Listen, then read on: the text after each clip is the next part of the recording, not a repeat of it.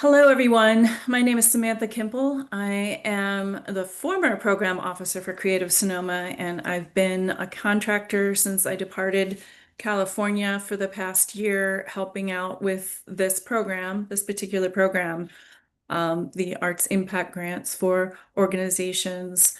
Let me go ahead and hold on, share my screen. We'll start sharing screens here.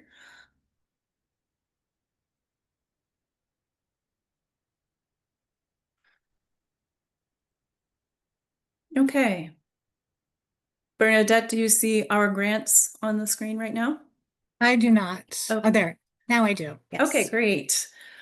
Well, thank you for coming today.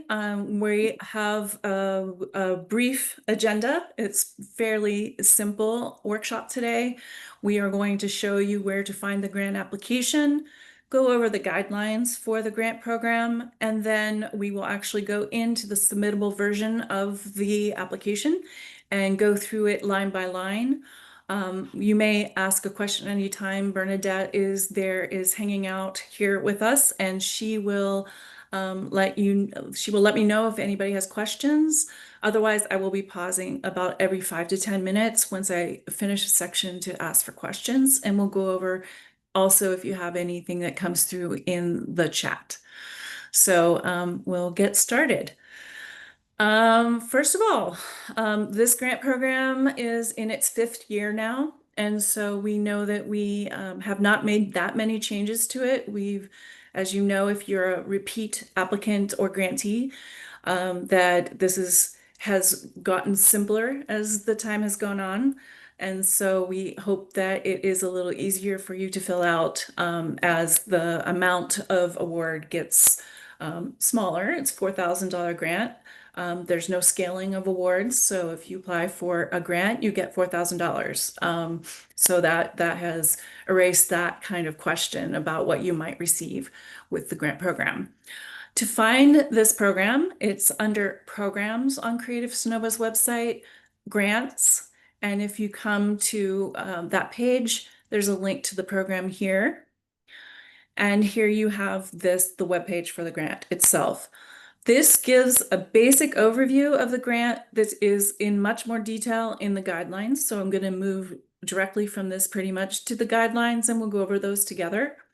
Then I will go into the application. So through here, you have the basic eligibility, the grant amount, eligibility, evaluation criteria, which has changed somewhat. It's gotten a little bit more specific, and how we evaluate has changed as well.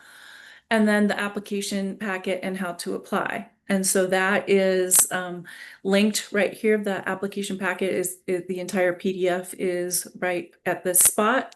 And so I already have it open. I'll click to there. This is also where you get into submittable. If you haven't created an account, you can create one here. You already have an account, click on submit, you get to our webpage on submittable, this Creative Sonoma account. So for the application, for the guidelines, just to shout out that October 1st, 2025, also Wednesday, 11:59 Pacific time is the deadline. And so you'll want to make sure you can save your application draft up until that time. If you miss that deadline, you will have missed it completely. So make sure that you hit submit well before 11:59. And I can say a little bit more about that going forward. This program is made possible. This is part of Creative Sonoma's regular budget. It has been since 2015, I believe, this kind of funding. And then it's supplemented this year with funding from the California Arts Council.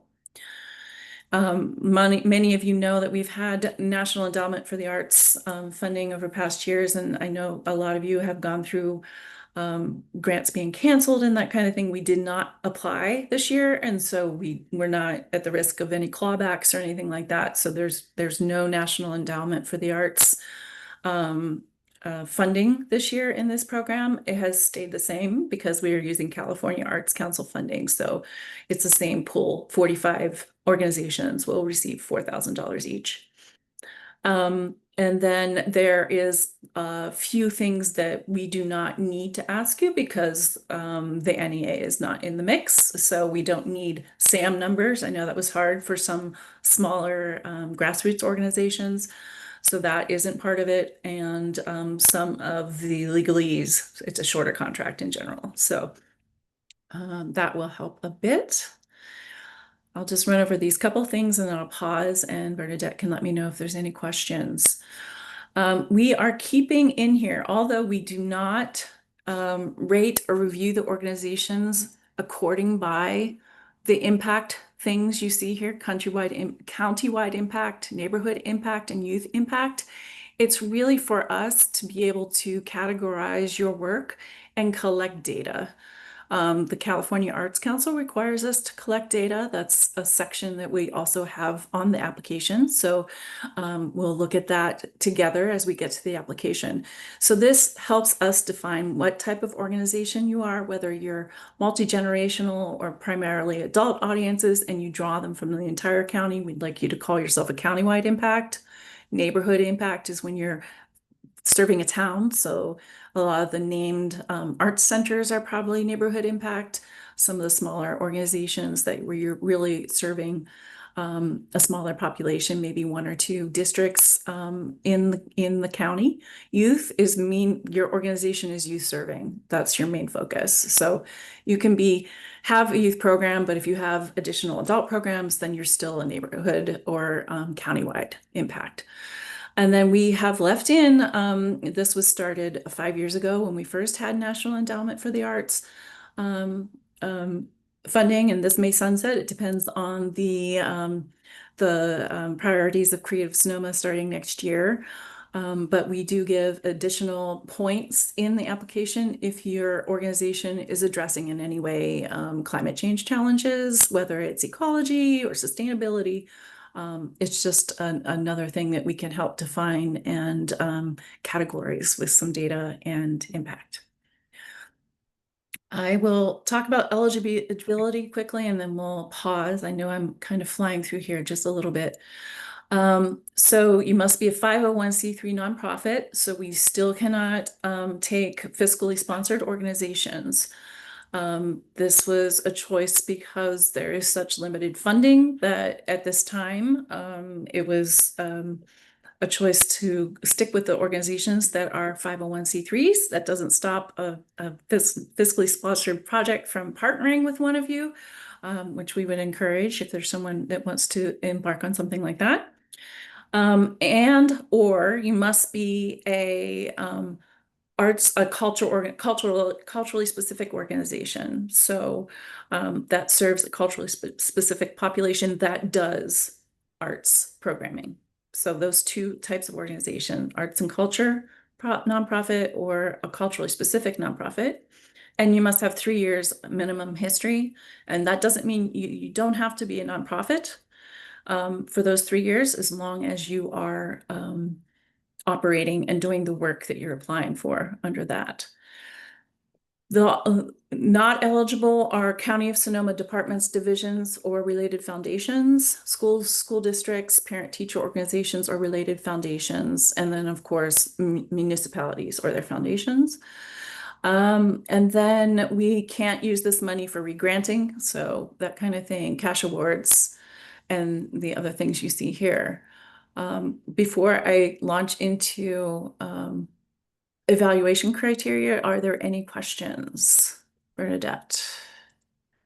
Um, just one question about, it was already asked, but I will answer it again. It is about posting the recording after the meeting. And Yes. yes, this will be posted to our website. There will be a link. The link will direct you to our YouTube channel, which is where we will have the recording. Great. And also on the recording, there's auto translation. So for the language, I know Spanish will enable that. Edward, I see the hand up again. Do you have a question?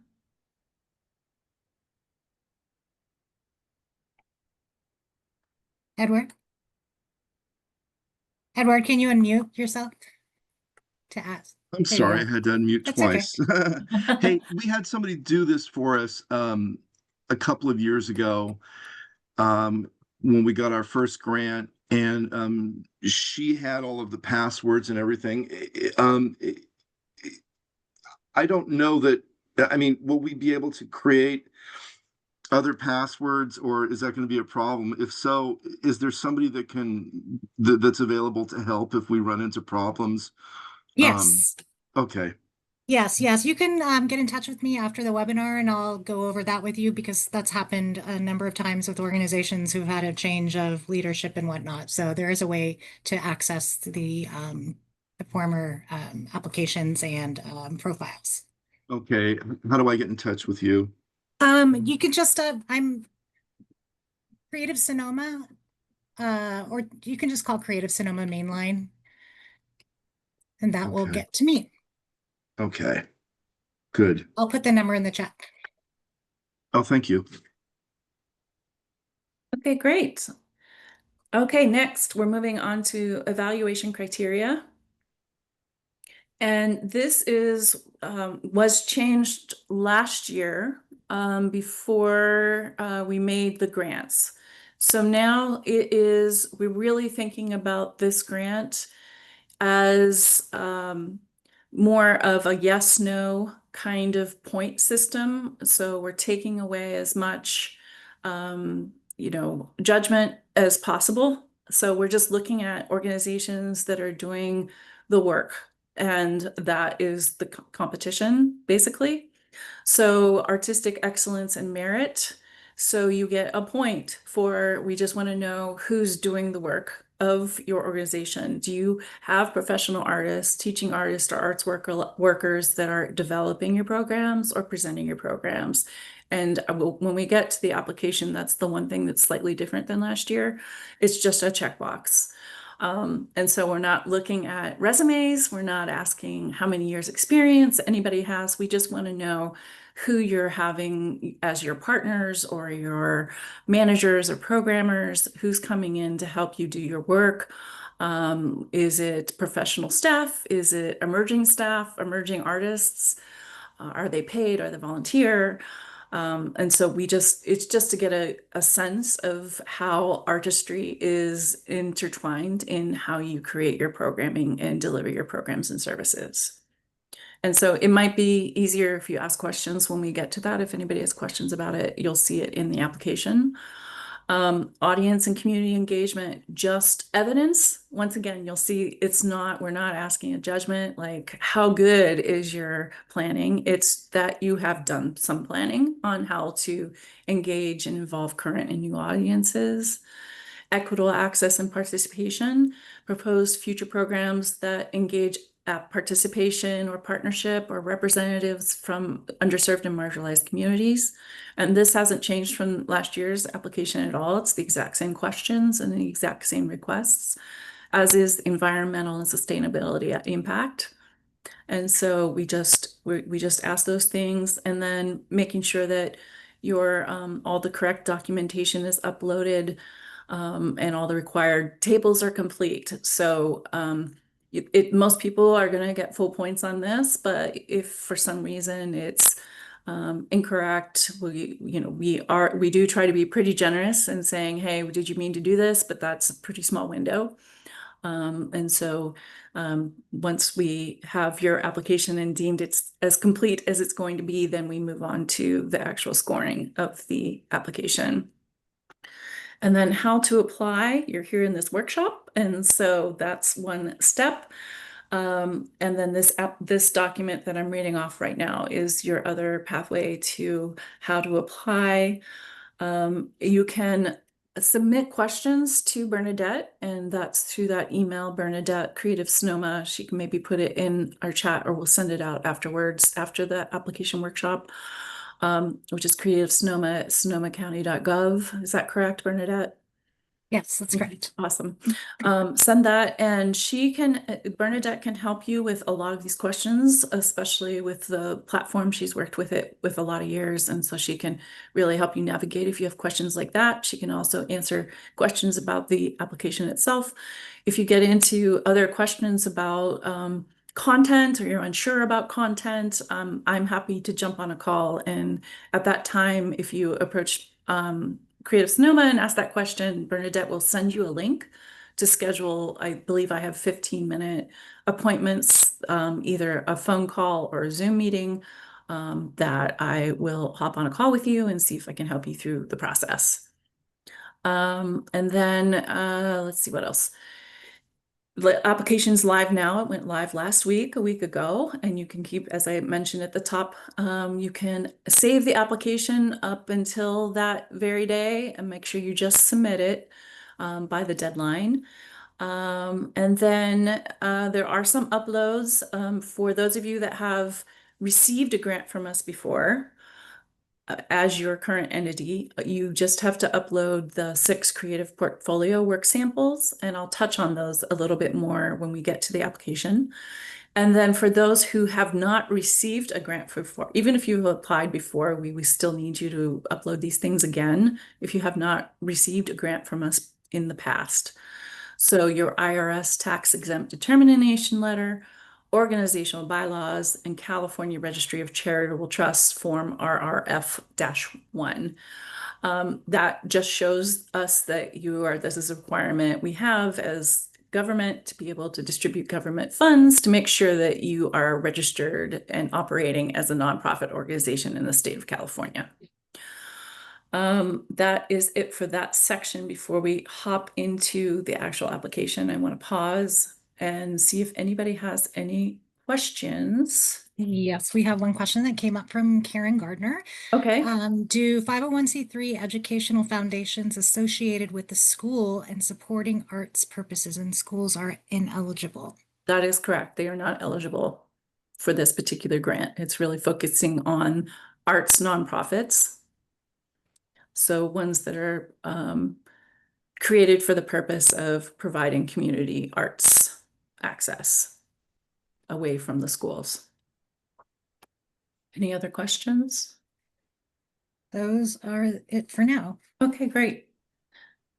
All right, next we're going to go into the portal. So this is this button here on click to submit, powered by Submittable, this little button. If you click on that button, it will actually send you directly to the Creative Sonoma landing page, where you get a little bit of questions. A little bit of background information here about Creative Sonoma and how to apply for our grants. All those good things. Is it best make sure your Internet Explorer is not supported? I know a number of people, and Bernadette has helped people through that issue before. You can follow the the directions here to make sure you have access to this. So I'm going to go ahead and click apply.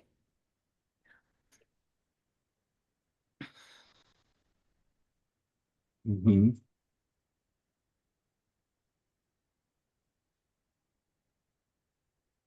Okay. Now it gets me into this. First of all, we're going to ask about the organization. I'm going to go to the organization because this way that's in the past 2 years, Submittable has created organization profiles. And so you can search on your organization name or EIN, and that could bring up some basic information to connect to your organization. So you're welcome, please do that if you haven't done it already. So the first thing you'll get to the first time, you only see this the first time that you open the application. Which is our eligibility. And that this is once again about who is eligible. Check 1. If you check either of these 2 items and hit next, it will say that you're not eligible. So if you're not a 501c3 profit or not an arts and culture or culturally specific nonprofit, you'll get a message saying you're not eligible for this opportunity. And then do you have a minimum 3-year history prior to October of 2025. So if you say yes, next. Uh-oh. Am I on? Yeah, we have someone who's not muted. Oh. Okay. So Bernadette? Yes. I'm going to allow a question to come through here. Okay. Go ahead, Pamela. Hi, I'm here on behalf of a community organization that is not per se an arts organization, but it does incorporate the arts into our big annual festival. Does that mean we can apply for this or we can't apply for it? If the organization, more than 51% of its arts, of the programming is dedicated to the arts, or culture, then it could be considered an arts organization. Otherwise, it would not. Oh, okay. Well, Just maybe we're one, out of luck then. yeah, sounds like it. I don't know. I mean, is Yeah. a public festival that has music and arts, but it's environmental. It's the Friends of Lake Sonoma and it's the Oh, yeah. Steelhead Yeah, Festival. probably not, because that's dedicated, that organization would be dedicated and formed to support the lake. Yeah, but most of its money goes toward this festival. So that's what I was kind of curious. If you wanna send, we can set up a meeting to talk about that. Okay, yeah, specifically. Yeah, let's go ahead and do that. thank you. Bernadette will Okay, send you the link. thank you. Thanks, Pamela. Okay, one more question about eligibility Okay. from Angela. Angela, I'm going to unmute you so you can. Angela, can you ask your question? Yeah. Angela Sando? Yes, can you hear me? Yes. Great. I was just asking a question about eligibility.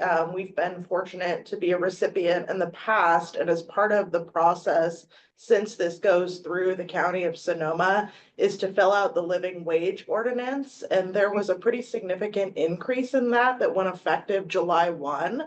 And Yes. I'm curious if that will still be a part of the process. Because I believe the new minimum wage for that is $23.50. And I'm curious to know if that is still gonna be part of the process. I don't see it in the opening kind of questions. You know, I will look into that for you. We are not requiring the living wage questionnaire be completed any longer. We're just kind of doing a trial run. So all of our contracts starting from July 1st, the living wage questionnaire is not going to be required. However, I think that there may be the expectation still that whoever we are contracting with are paying a living wage.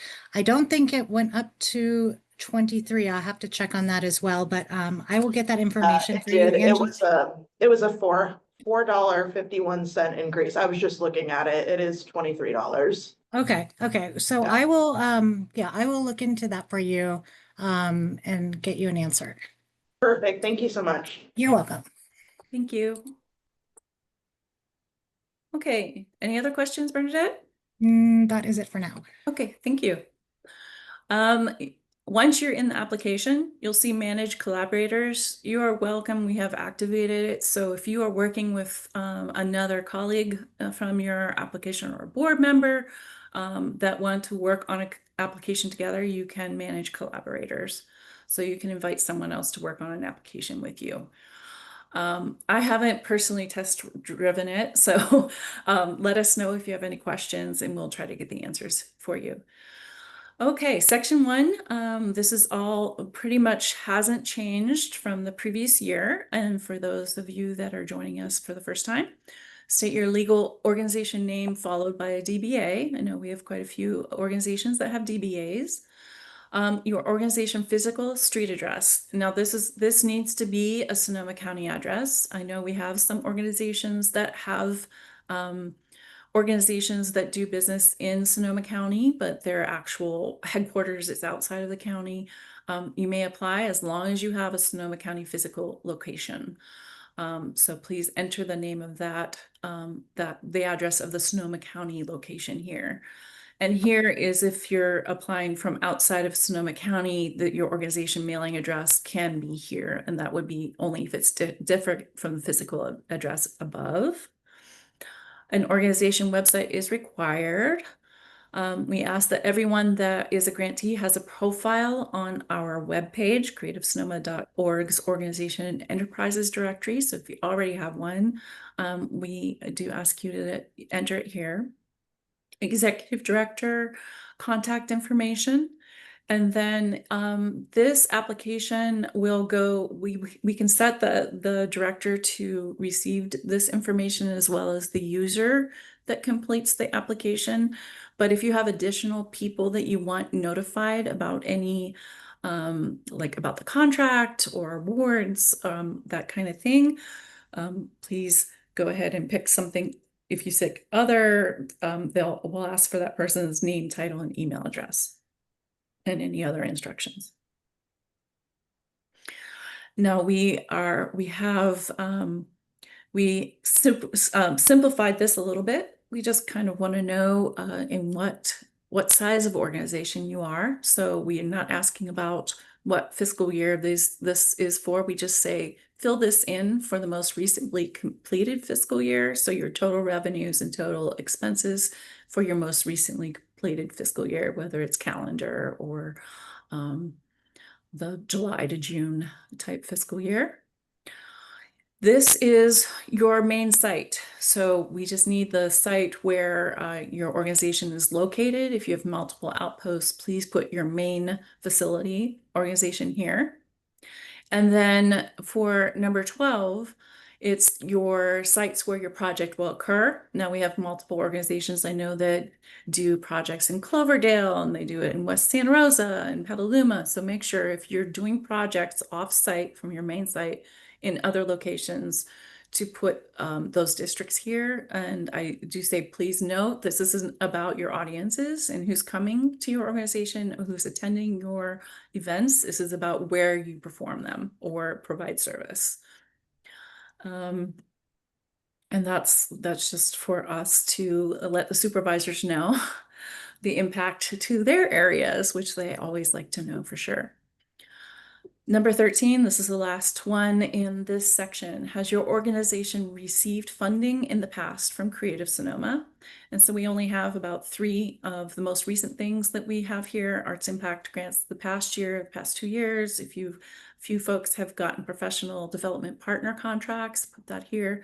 And if you've received any other grants or even previous Arts Impact grants for organizations, just click other earlier grants. We don't need you to fill that in. And then no, this is the important one. If you have not received a Creative Sonoma grant previously, please click on this and 3 uploads will appear.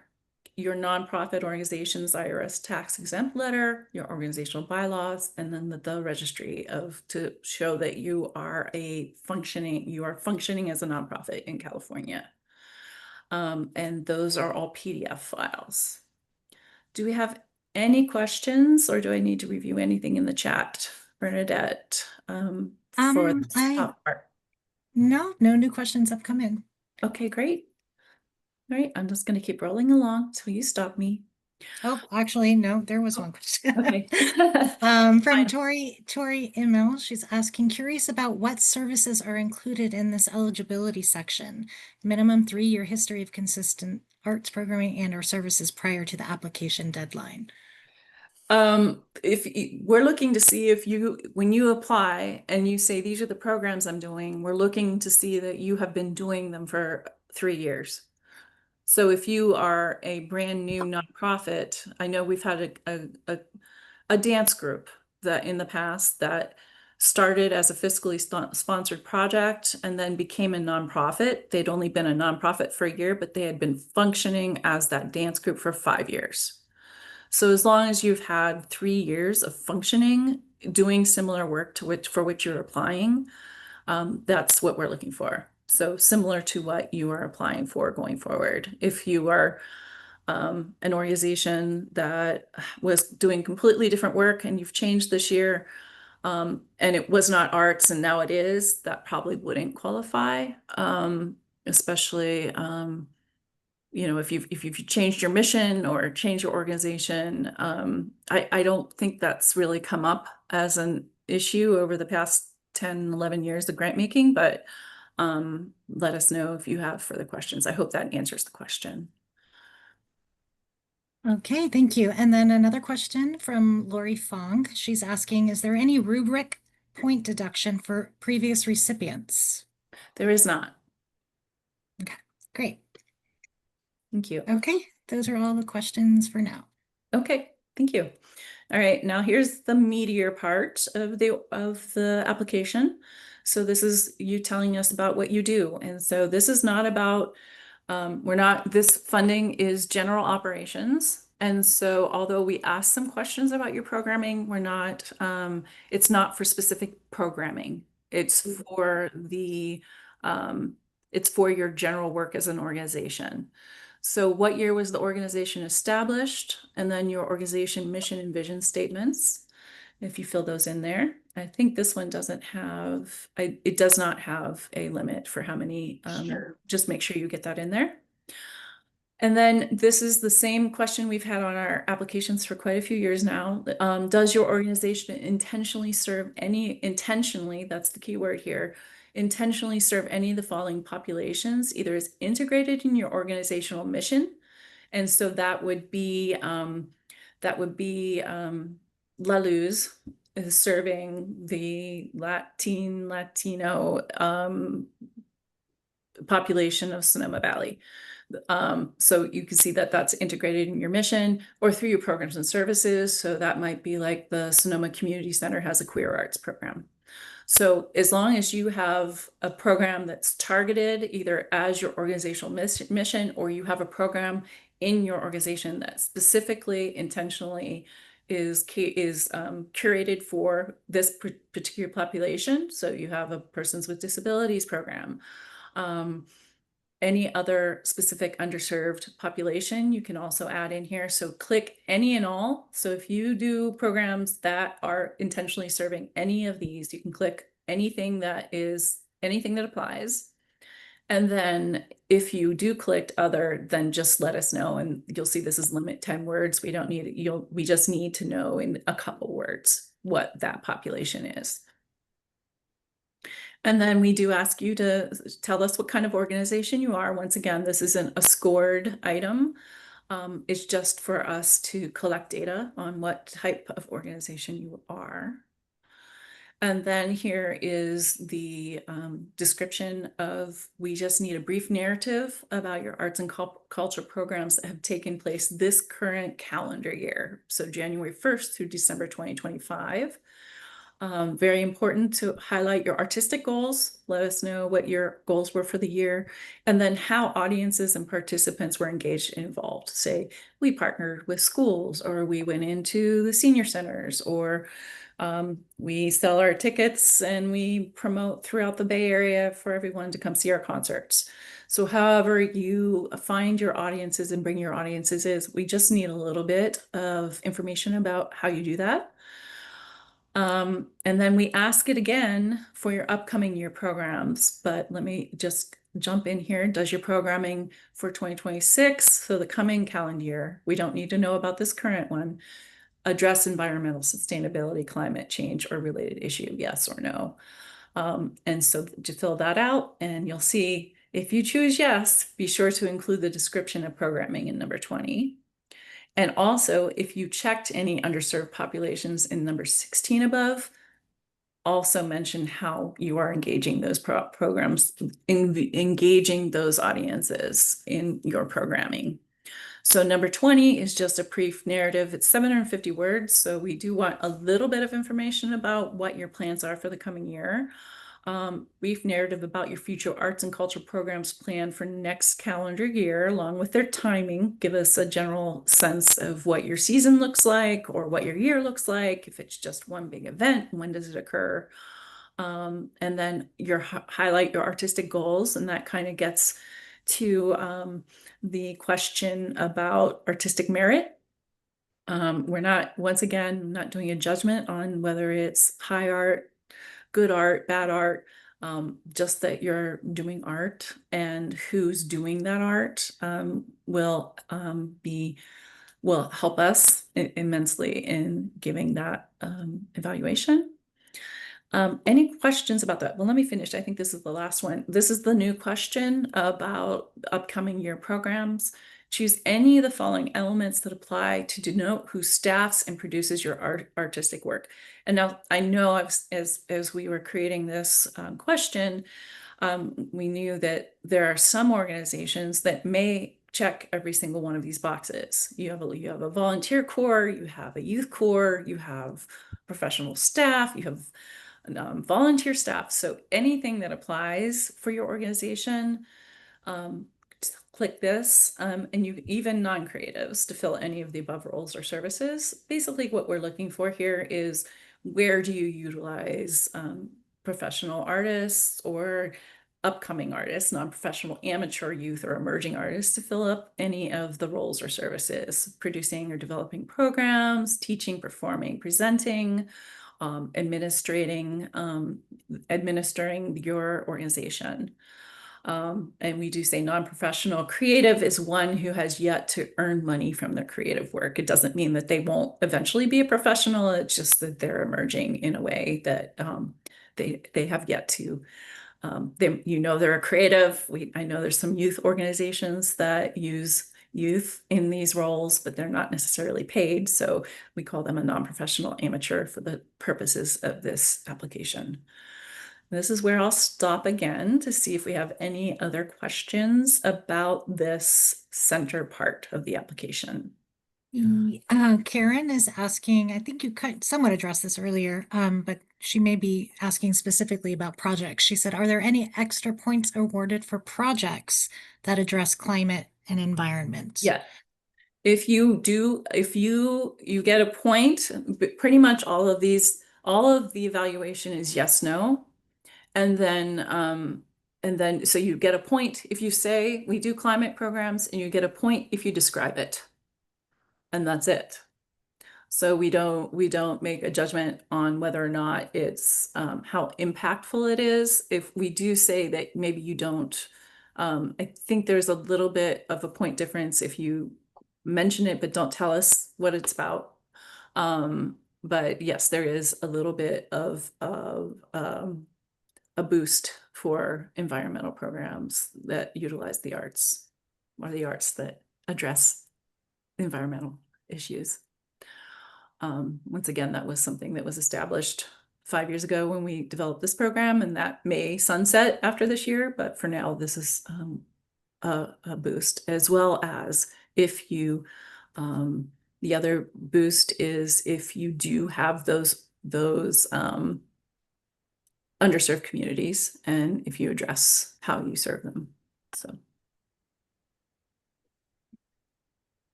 And then upcoming programs, make sure if you have the exact same programs that you do each year, please repeat them and tell us a little bit more about if you're changing your artistic goals. Please repeat them in this field. I know a few people last year just said see above, and we need more information than that. Any other questions? None right now. Okay. Yes, I have a question. Okay. Hi, how do you define professional artist?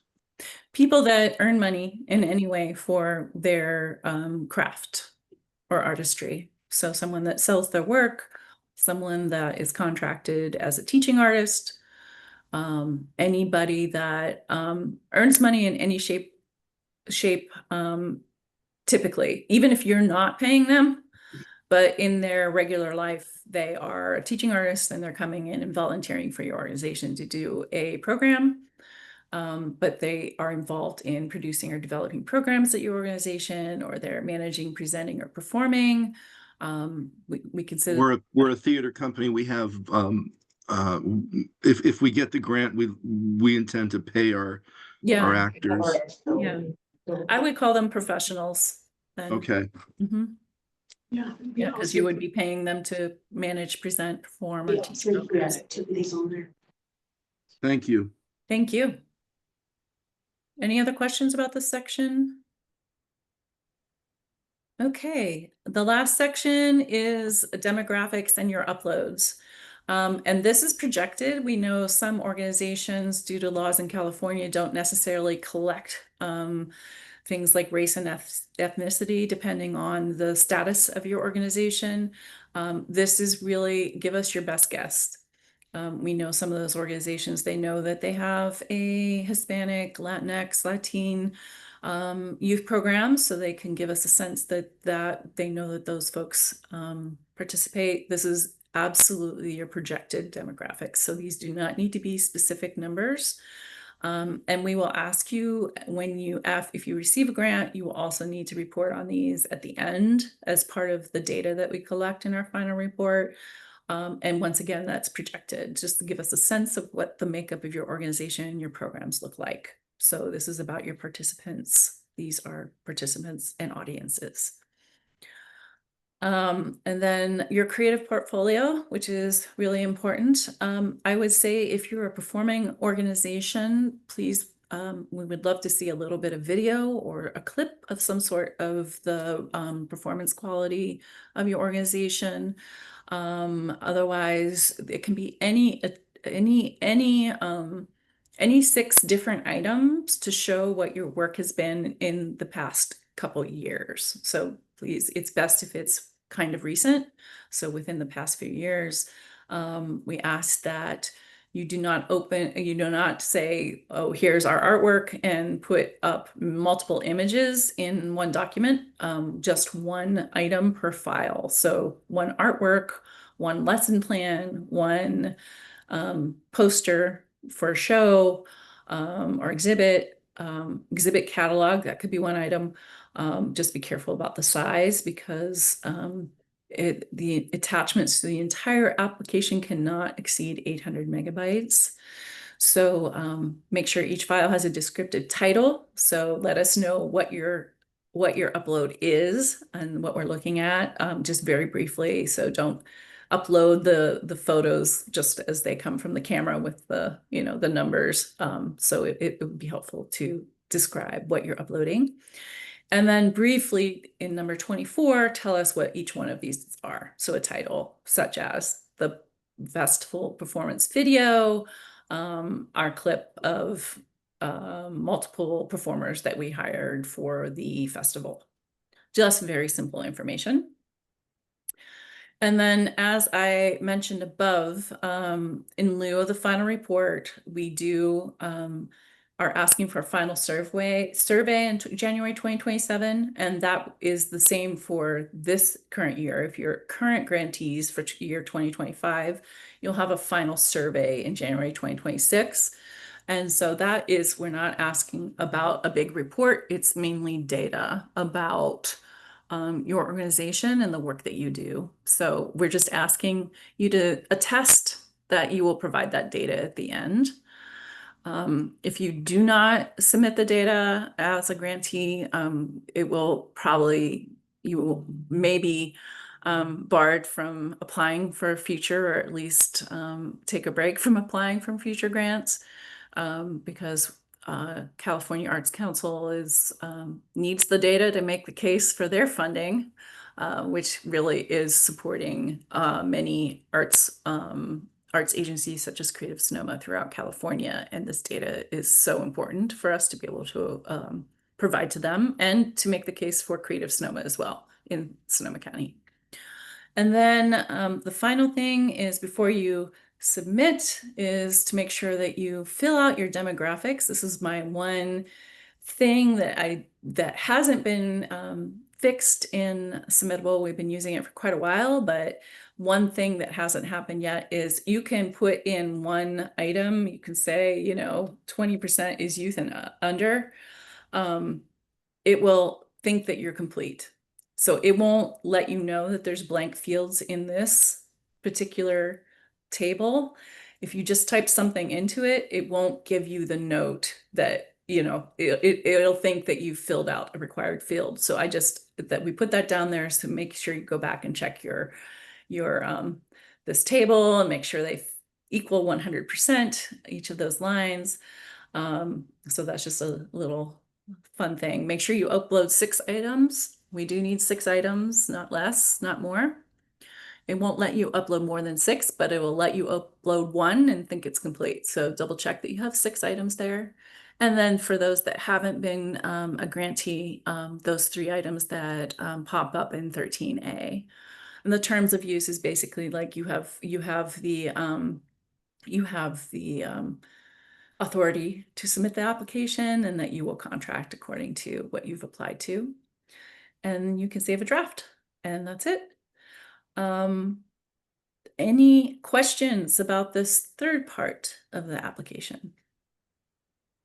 No new questions. Edward has his hand up again, so I'm going to ask that you unmute to ask your question, Edward. Yeah, hi. We don't have an executive officer. We have a board president, but do we, if we want to list somebody else as the main contact, I would, I'm the treasurer. I would rather be listed as the main contact because I'm going to be really handling this. Okay. So is that acceptable to you? And then the other question I had, oh, damn it. What was the other question? Oh, we we did videos during COVID. I think it was 2020 or 2021. So we may have used those on our past application. Is it acceptable to use those again? Yeah, I think Okay. if they're not too old, as long as they kind of relate, especially, I think the most important thing here is, does it relate to the kind of work you're applying for, doing Okay, now and absolutely. applying for the next year, to get a Okay. sense of your work. Yeah, That's the most important part. during COVID, we videoed instead of presenting live theater. Absolutely. We made videos available on our website, Got it. actually for free for everybody. That's great. Yeah.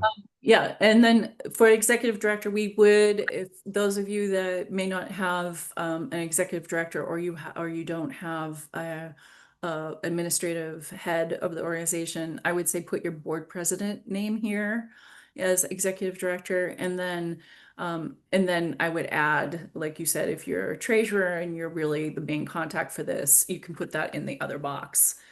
Click other and say, this is my name, my title, and that I really should be the main, I should be the main contact, and Bernadette will pick that up and put it on her master contact list with that designation. So that should be it. Thank you. And we have another question from Abby Arnold. Okay. Abby, can you, or you should be able to talk, Abby. Hi, yeah, can you hear me? I Yes. Yes. unmuted, yay. Okay, great. Um, Looking over our past applications, we focused only on our youth program in the past. Is this grant, is our organization, all of our different programs eligible, or do we need to focus on one program and that exclusively? No, we just want to know, this is for general operating expense, so it doesn't have to go to any, you'll notice we don't ask for a budget for your programming or anything like that. We just want to know about your organization generally.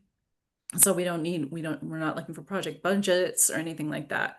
So just tell us in the narratives number 18 and 20 about the work you do. If that's part of it, then that's totally fine. You don't have to focus on a program. Okay, great. Just And your is overall that work. different this year than in the It past? was different last year for the first time, was the first time we did this.